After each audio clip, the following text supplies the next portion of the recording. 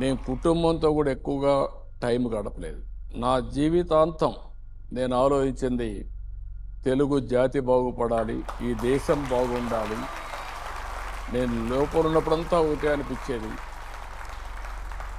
బయటొచ్చి మళ్ళీ నా కోసరం పోరాడిన ప్రజల కోసరం నా శేష జీవితం అంకితం చేయాలి, ముందుకు పోవాలి, వీళ్ళు చూడాలని ఆతరపడ్డాను. 53 రోజుల తర్వాత వచ్చి వాళ్ళని చూడగలిగాను.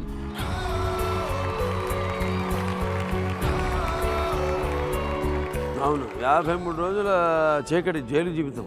ఇప్పుడు ఆ రాత్రి అంటే మొదటి రాత్రి జైల్లో ఎలా గడిచిందమ్మా?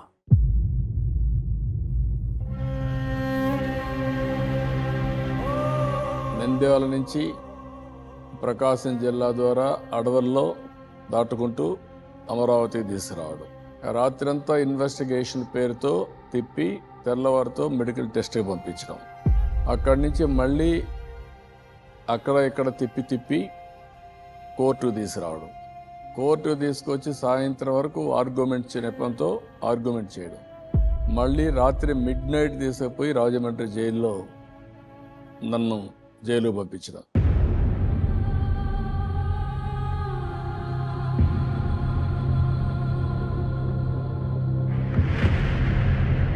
ఆ రాత్రి